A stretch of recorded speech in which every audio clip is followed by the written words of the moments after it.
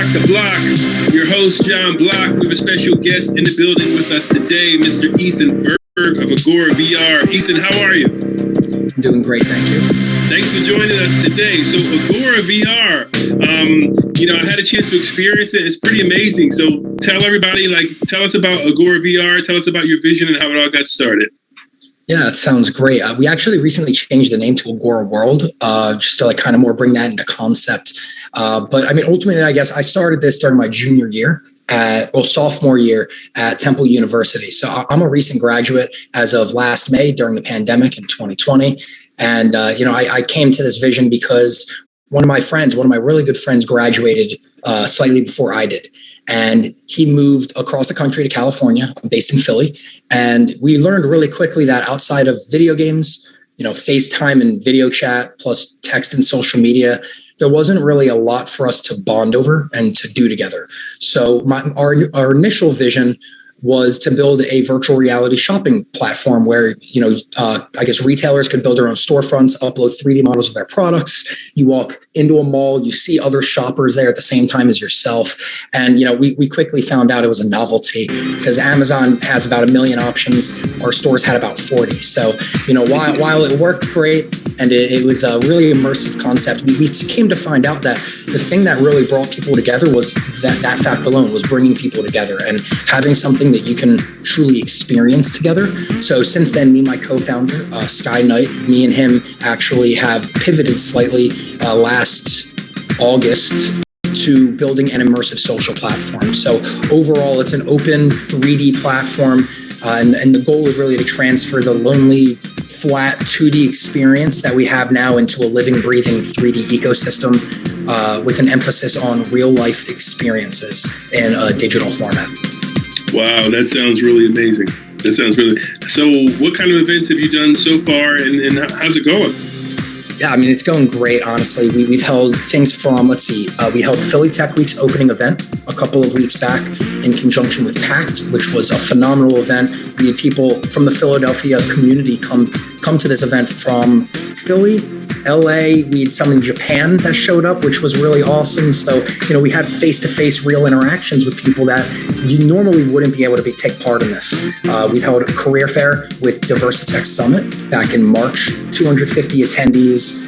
On average, they spent about 1 hour and 40 minutes within the platform itself, walking around, interacting with one another, meeting potential hirers, and then meeting potential candidates.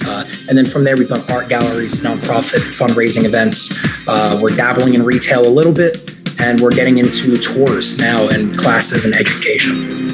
Wow, that's pretty amazing. I say, and I had a chance to visit for Philly Tech Week, and it was really awesome. I had a chance to meet some new folks, swap some information and emails, and it was great. And I love how it really feels like you're right there in the experience, And those kind of social norms I see are still in place, right? So if it's a group of people talking, you don't necessarily want to just kind of, bum rush that group. You kind of wait your turn or someone's walking by. So it's really cool in that way. Yeah, much more fluid. I'd say it's, we found that it's really natural is the thing. It's like you're used to it from real life.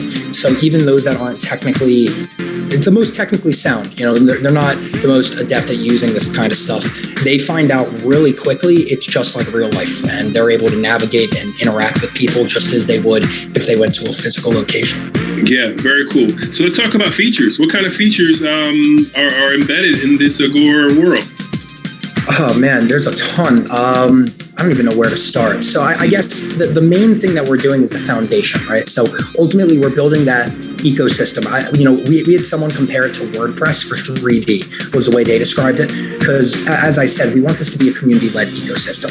So I'd say at the core, which is what we've been focused on, is the ability to host 3D environments an infinite amount. The social interaction system, the fluid interaction, echo cancellation, cross-platform development, and then obviously some no-code customization tools, which I would say that's probably our biggest unique proposition from our standpoint, is we've tried to make it so that anybody can create their own immersive social experience. I myself have no coding background, so if you asked me to change the of something.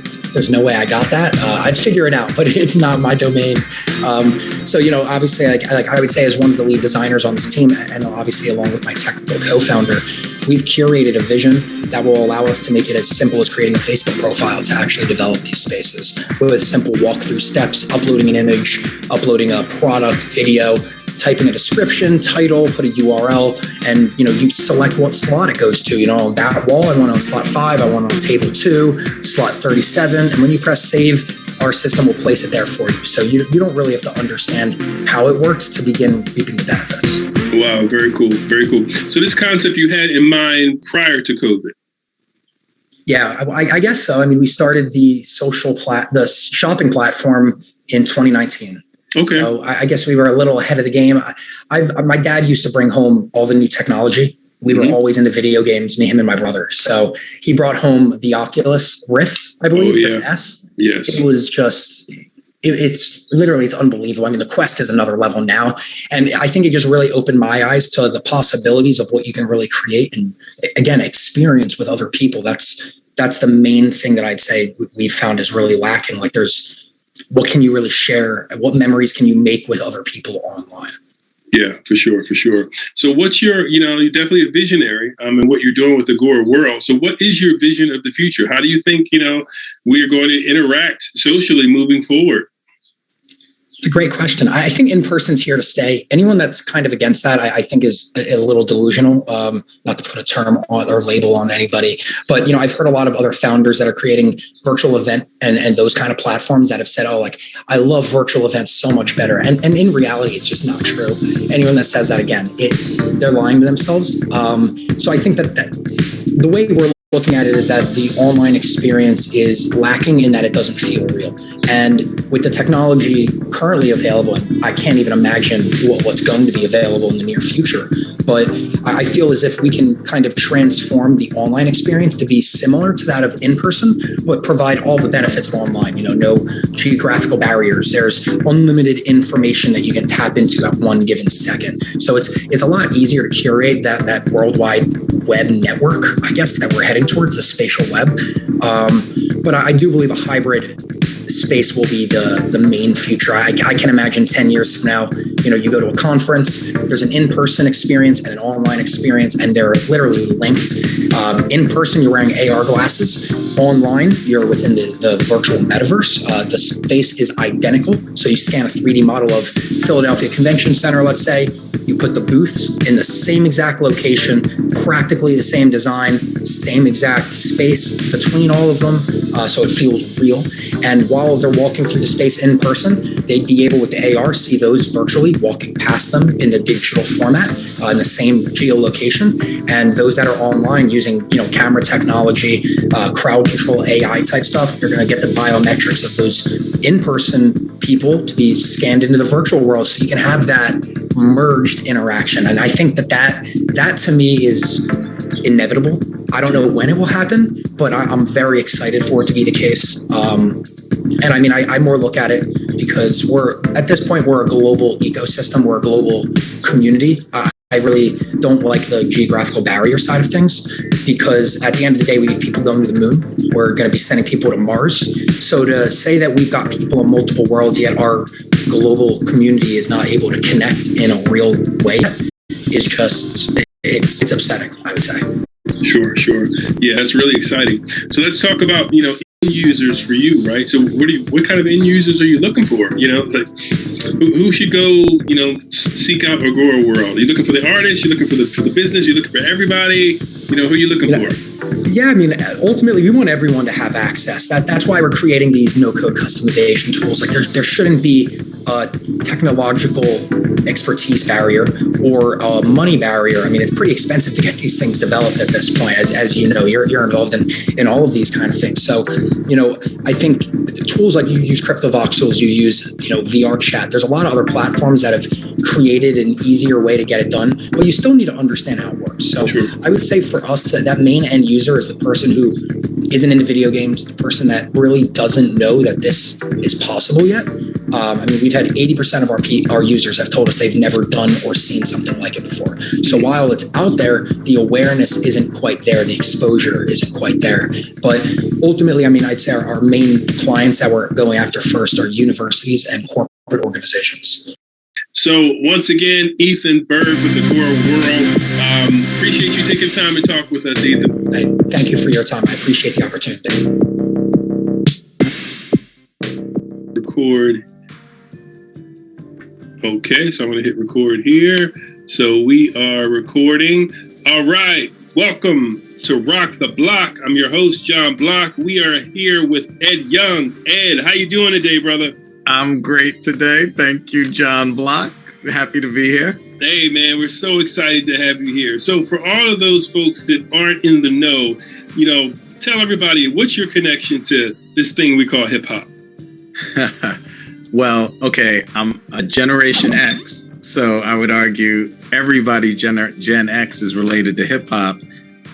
I may have an even deeper relationship, and then I was one of the people who, when we were in college, started or was one of the co-founders, co-owners of The Source magazine, which was a newsletter pretty much when I saw it, and I came on and we turned it into a magazine.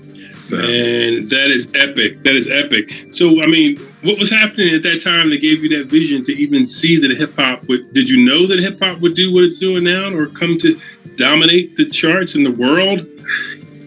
Yes. Okay.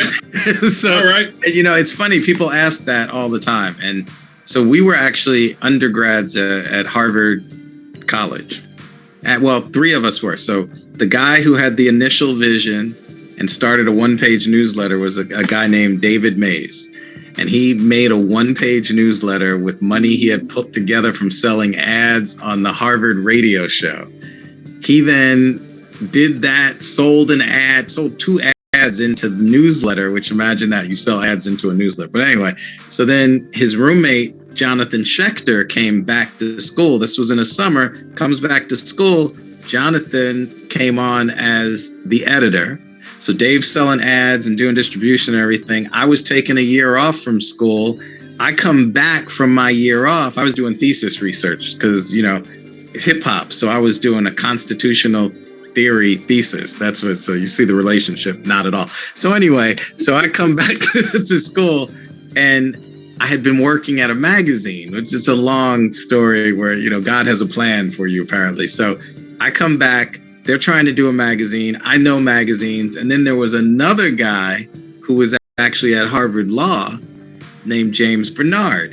And so the four of us ended up coming together and four different skill sets and, you know, craziness. And we were like, can we do a magazine? So, okay. So you asked me, did I know hip hop was going to be world dominating? I did. And the reason I did is because I guess I'm somewhat nerdy. I did this whole sociological economic analysis and came to see, this is 1989.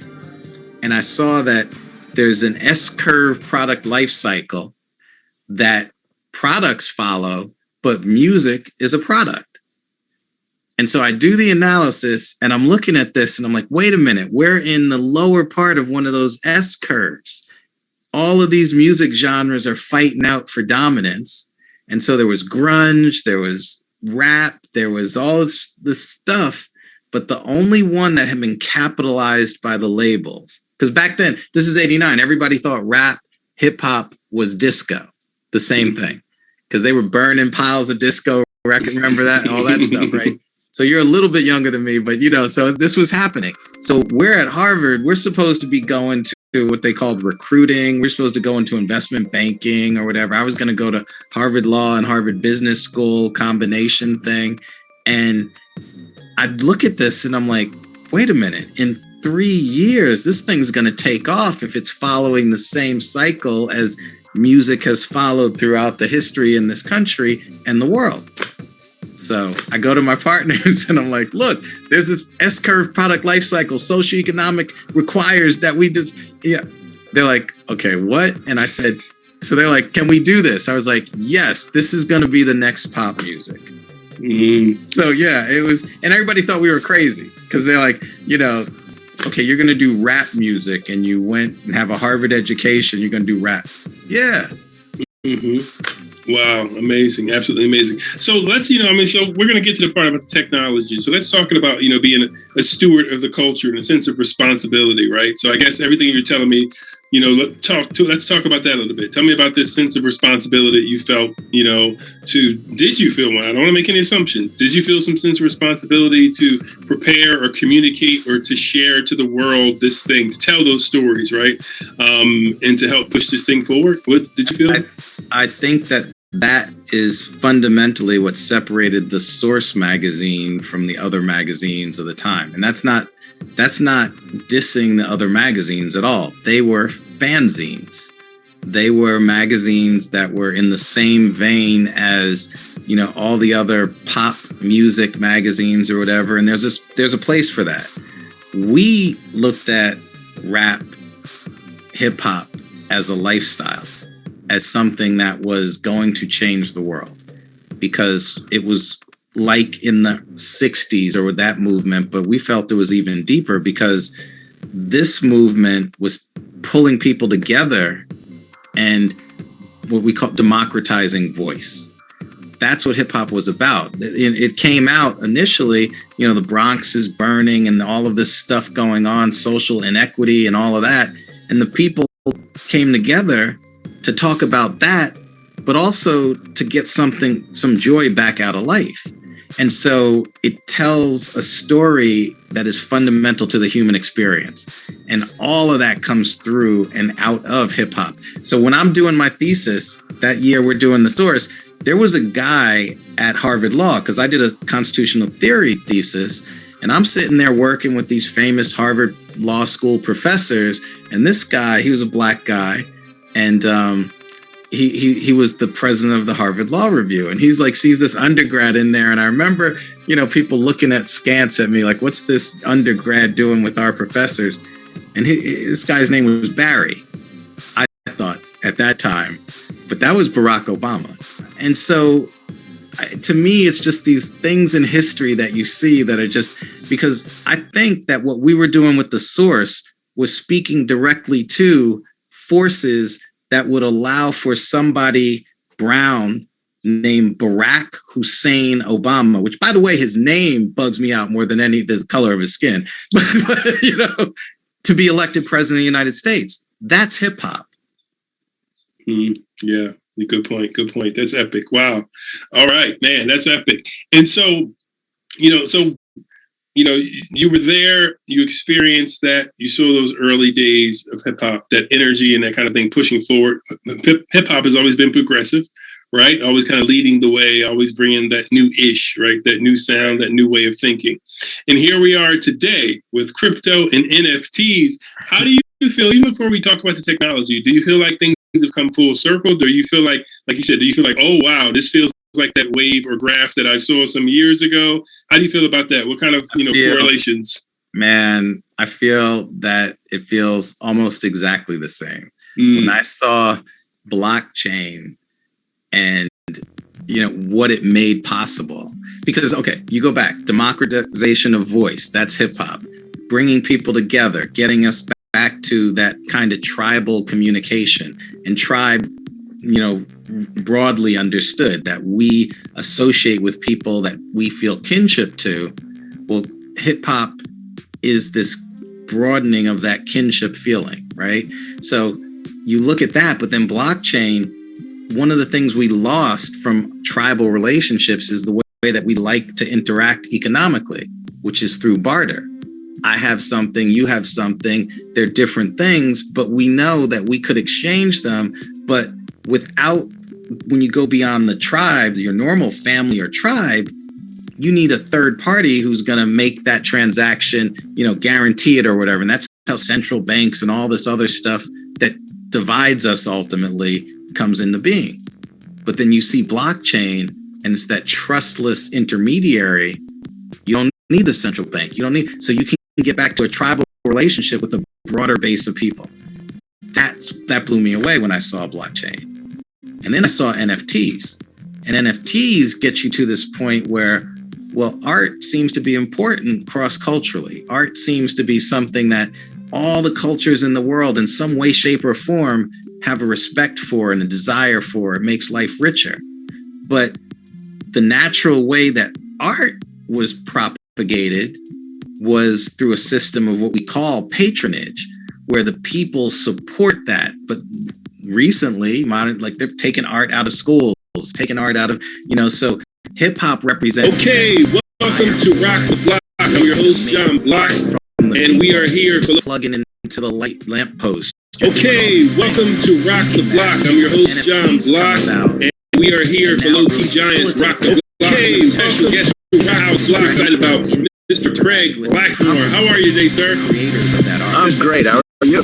I'm doing awesome, man. So happy that you were here. I've seen your work around the space. I've seen your work. Had to go than anything else I'd seen. Sure. Yeah, no, I feel you with that 100%. And so those two pieces, right? So with you and, part of your legacy and your work, right? So the early days of hip hop and now NFTs. And now you recently, started a project NFT.HipHop. So we're talking about bringing both of those together, right? So tell us about that. What is NFT.HipHop and how do those two things connect? So NFT.HipHop it's a website ultimately that I started, but the first project in NFT.HipHop is what's called Hip Hop Heads First Edition. And I partnered with one of my illustrators from the Source magazine. We've been friends for years, longer than I realize, because we're getting older, it's like, or more seasoned, I like to say. And so Andre Leroy Davis is the illustrator who did the last word, which was the last page in the Source magazine, which over time became the first page that people would go to in the magazine. And it existed as a satirical, social, political, musicological, lifestyle commentary on something in hip hop that was influencing not just hip hop, but the broader global culture at the time. And so I called Andre up when I saw the NFT stuff, and we had been working on 3.5 years ago. We were working on something called crypto hip hop, which was, something akin. Well, you'll see that in a year. So that's coming back now that everybody understands. That was broad NFT based and everything. Nobody knew what we were talking about. Anyway, so I called Andre up. I said, "Man, I got an idea. Let's do the hip hop heads. I'm gonna make a time-space continuum animation background for the hip hops to be placed in to show how these iconic heads fit in the history, the era itself." And that's going to be our collaborative artwork. And so he gets me the heads, he cleaned them up and everything. Some of them are digitally put together from different pieces.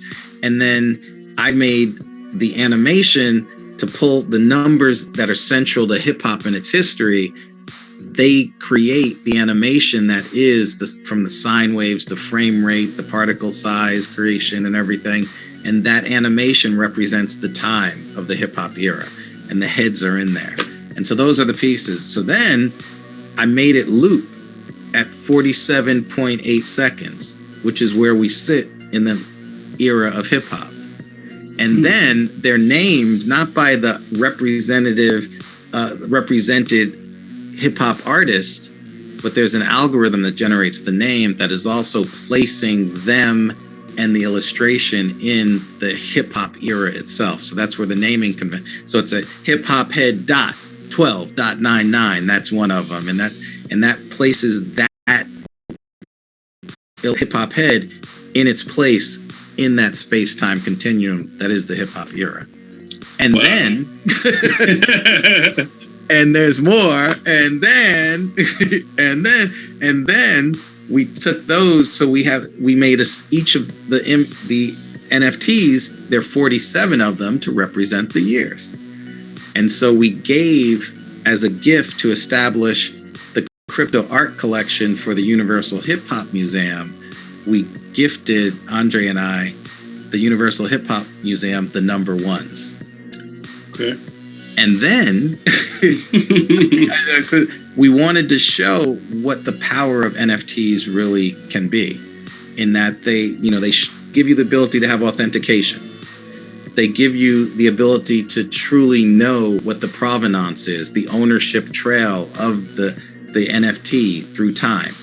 But then they also have this utility function that you can add to it, where because you have that authenticity and that provenance, you can tie things back to an NFT.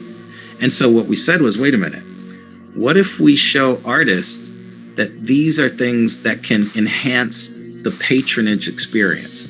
So we gave as gifts the last 10 in the series. We made escrow wallets that are immutable. We can't do anything about it. So if the represented artist, they believe that illustration is of them and that they're that one placed in history, they come to me. I prove who they are. That wallet can be transferred to them. They can claim it. And 10% of the secondary market sales forever will go to them and their estate going on. So now what they can do are things like, you have a concert. Well, let me say any of my hip hop head NFT owners, there's a private VIP room for after the show. And so they can come and they say they authenticate. We have an authentication tool we worked on with the blockchain that we utilize near. And so they can authenticate easily. But then they go to another city and they say the same thing. So what does that do? So wait a minute, the people in that new city are going to want to buy the NFTs from the people in the other city. And so the artists now created a marketplace and incentivized a marketplace against which they get 10% of the gross. That's what this shows.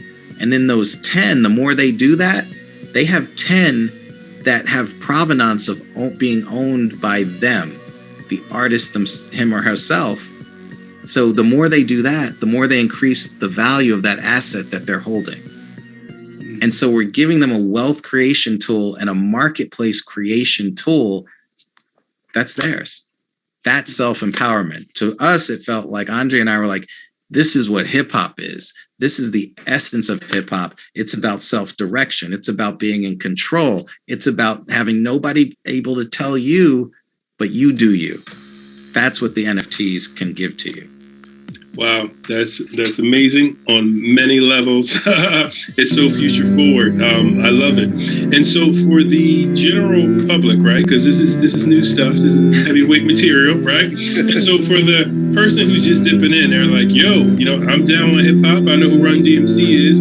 I don't know anything else about the whole crypto thing. How do I get involved? What's the easy, low-touch way I can get access to this? So how can they do that? Yeah, thank you for that question, because that was one of the things. Crypto is hard right now. It's hard. It's, even people who do it, like we joke around and it's like, the other day, I think I've lost one of my wallet addresses. So I'm like, wow. So, because you literally are your own bank. And but the crazy part is, so anyway, so I said to the team I have building this stuff, and I said, listen, we need to make this customer friendly on the consumer level. This is not a crypto native undertaking, because the crypto natives are not necessarily about hip hop and the history and everything. Many are, but I said, we as crypto people need to reach out and get outside of ourselves. So you go to nft.hiphop. I said, let's make it. We made it like buying at Shopify or Amazon the first time. So what do you do the first time? You create a username, right? And then once you have your username, you can go shop, and you shop with a credit card. So at nft.hiphop, you make a username, but that's your wallet name. So you actually have an automatically generated crypto wallet off of a username. So you'll get, your name.near. Okay. And then it says, okay, here's a phrase. Make sure you keep this safe. Don't share it with anybody. And it's a 12-word phrase. Now that's the scary part, but you need to keep that. There's no forgot my password function. So you print it out, or you write it down, and you take that piece of paper and you put it in a fireproof box, right? but that's it. So now you actually have a regular you have a crypto wallet. All right. And then you buy in the auction, and we had to create new technology for this. The auction works off of credits. You buy with the credit card, and each credit is equivalent to $1, and that's what you use to bid. And at the end of this auction, which is ending on the 26th or 25th the 26th of July, at the end of it, if you bid on stuff and you didn't win anything, and the credits get returned to you. But if you win, the credits turn into the NFT that you can see in your crypto wallet, and you see your wallet by going to wallet.near.com, and that's where you see it. So we tried to make it easy. It's still a little hard. The no forgot your password is a big thing, I think, because I mean, you have crypto bros, right, who are sitting there and like, well, I had $10 million, but yeah, it's wild. It's wild. Well, this is an amazing project. So, what's the best way for people to follow, connect, and to learn more about what you have going on? So at nft.hiphop, that's where the site is. I just started a Reddit like yesterday, which is r/NFT hip hop, all lowercase. So I'm going to start doing that. After the auction ends, I think I'm going to start a Discord, because one of the things that I realized doing this is what I wanted to show. I go through that long-winded explanation just a little while back, right? There's a lot in how these things were put together. I believe it's art. It may be geeky art in my head, coming out of my head and everything. There's really art there. But the other thing is, there's been this thing called CryptoPunks, which I think was a really cool project. The first NFT project. There's arguments about this, but the guys at Larva Labs made 10,000 CryptoPunks, and they gave them away. Now so you paid gas fees on Ethereum. So they give them away. And then over the years, this is 2017. So today, the cheapest CryptoPunk is $30,000. A week and a half ago or so, Sotheby's sold one for, I think it was $11 million or something. Anyway, but the reason they have this, there's a group that's created the value here. And so they have a Discord, and you have to be an owner to join the Discord. But what's happening is they've created a market. They've created a market based around the characteristics, attributes, and rarities that these CryptoPunks have. So I said, as I'm creating these hip hop heads, I was like, we have a common theme of what the hip hops are. The illustration doesn't change or whatever. The name changes, right, across the group, right? The background's the same because they share the same history, right? And they're related that way. But the rarities, the characteristics, the attributes, the rarities, instead of being code generated like all of the other projects that have been out there, I created something that would have rarities and attributes and characteristics that were based on the history. So, and the reason I wanted to do that was I wanted to say, if it's about self-empowerment, let's give the power to the owners and the represented artists themselves, because they know things that are rare. And if they put that out there, they can tie that rarity to the NFT that represents that rarity that they've just put out there. So basically, each one of the 47 represents a period of a year of the hip hop era. So if something happens, so I made the Platinum collection. Turns out there are 81 of the hip hop heads who had platinum albums. And so said, wait, let's go. So you go in, I went in and, found the RIA certification date for that first platinum album of that artist, body of work. Some really interesting things popped up. I thought I knew which the first. So some of the second albums that went, anyway, there's some real interesting things, but there are 81 of them. And so the Platinum Collection is the numbered card of that artist that made that album in that date, in that card number date. And that's a Platinum Collection. Then there are the Eternals. Unfortunately, some of the artists have died. And so the card that represents the year of their death when they passed is that Eternals card for them. And there are a couple of others that I'm pulling out. But what's really cool to me is that the artists can reveal things about themselves that are going to be attributes, that are going to be characteristics, that are going to be rarities that their fans can then go and trade against. That's what's crazy. So yeah, wow. Well, Ed, this is an amazing project. Thank you for going like under the hood and explaining the concept behind it, the passion behind it, the intricacies and the details. I mean, you had no idea for at first glance that these kind of things, were put together to bring this all together. So this is amazing. Everyone, definitely check it out. Ed Young, thank you for making time and chatting us. Thank you so much. Rock the block, and we'll stay tuned, my brother. Keep it moving. Can't wait. Thank you. All right. Thank you, sir. Okay. Record. Okay, so I'm going to hit record here.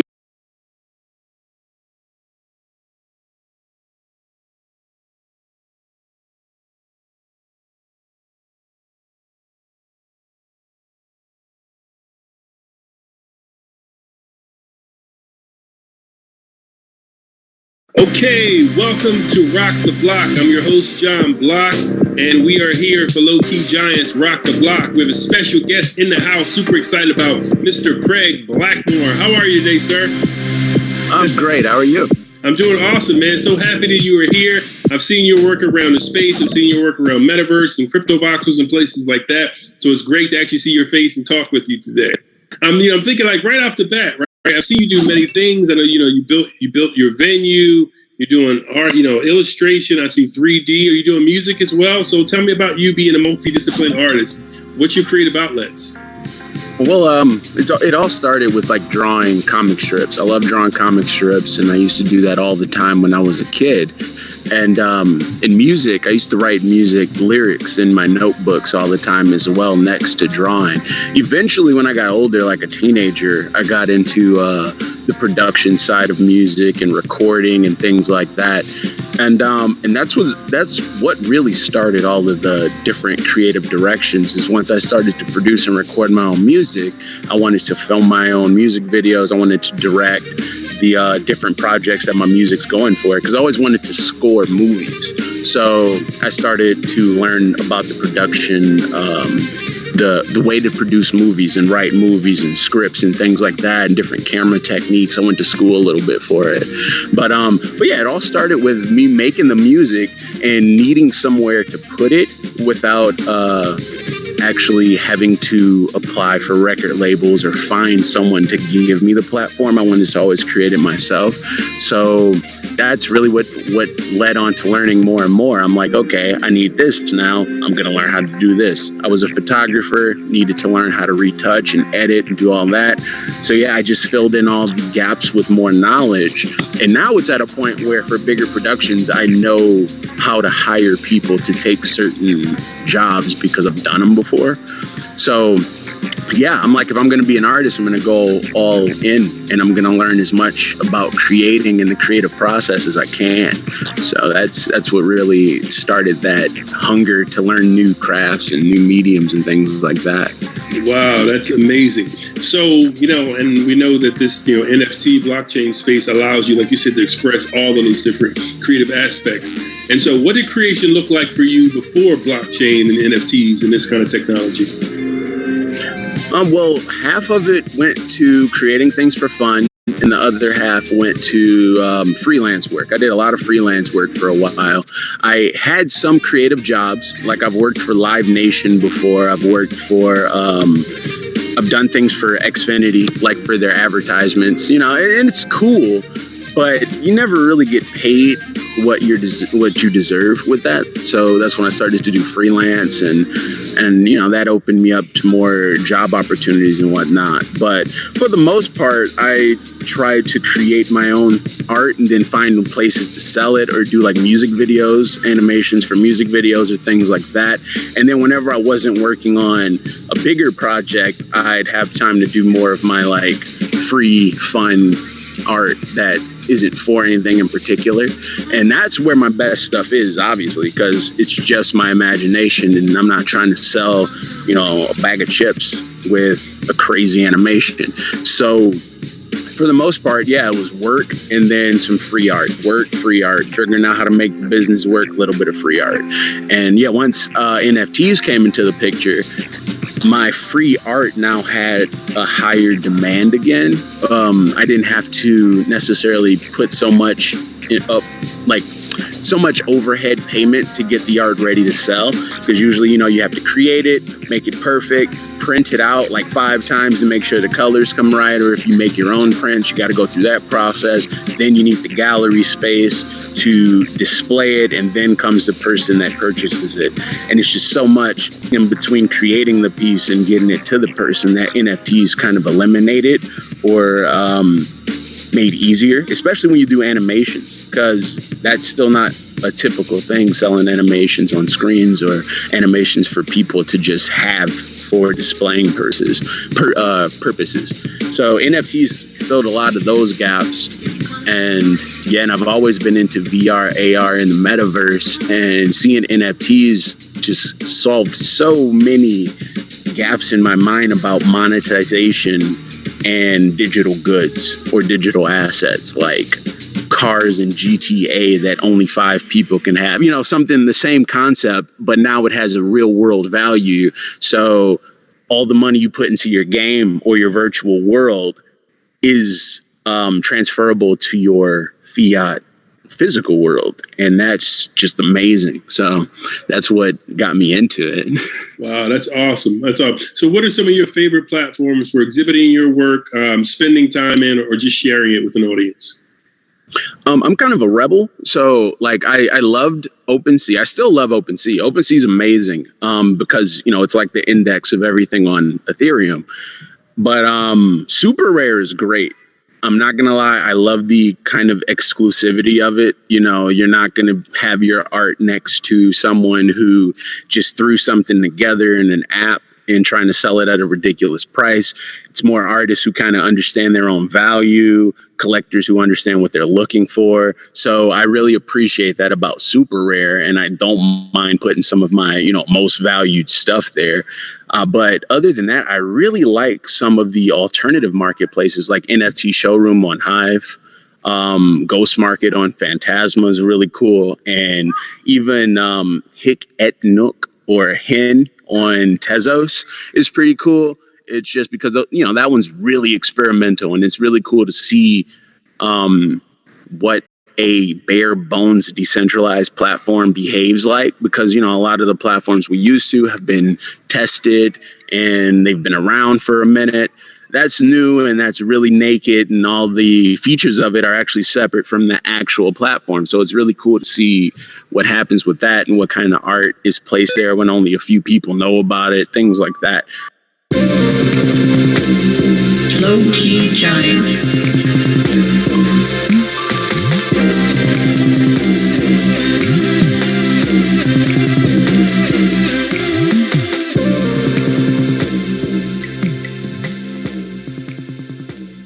Well, I got into crypto in 2017 during the initial Bitcoin bull run, that first one.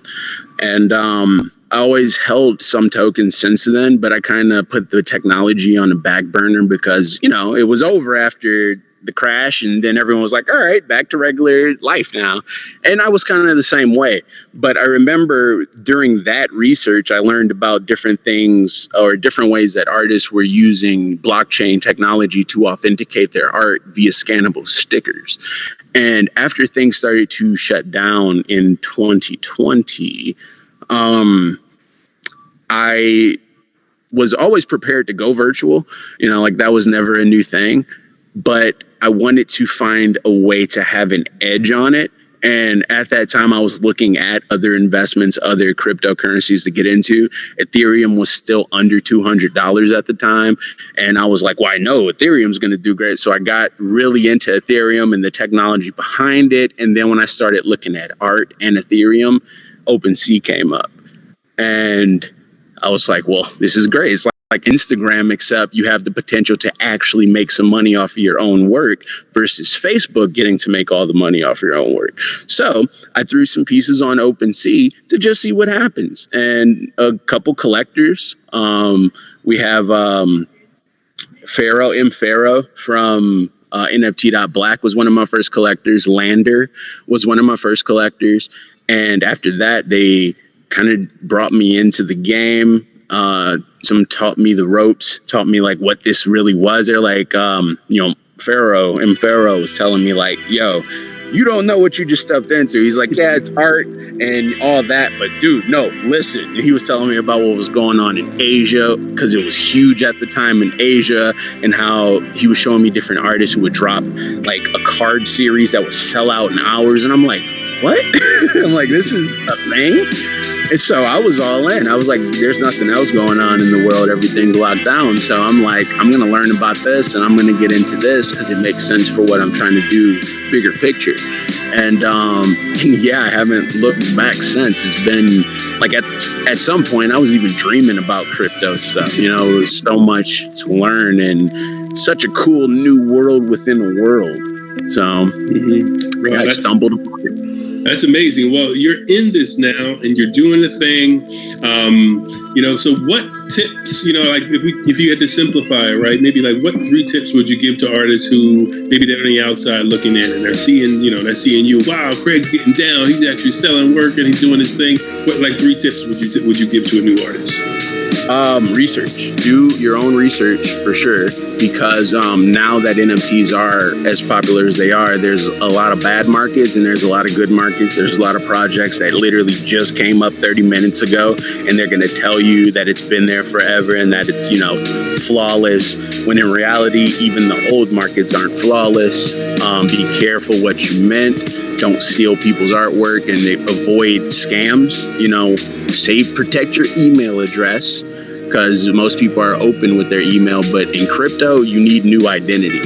So you need new email, new phone number to work with, all that to protect you from what's out there, because it's still the Wild West and the scammers are lurking. Stay patient, because collectors, like I said, it's new. There's not 1 million NFT collectors yet. There's maybe 1,000. Artists are collectors too on the lower end, but like the actual whales who are collecting, it's only a few of them. So you got to be patient, especially if you're dropping expensive work. It may not sell now, but the blockchain knows the date that your work was minted, and that's important. The older it is, it still gets value, just like collectible coins. That's what you gotta think of your artwork as. I look at it kind of like, this is the art that goes onto a collectible coin. So you're etching your art into this token, and this token allows you to attach music to it, allows you to attach digital goods to it, 3D objects to it.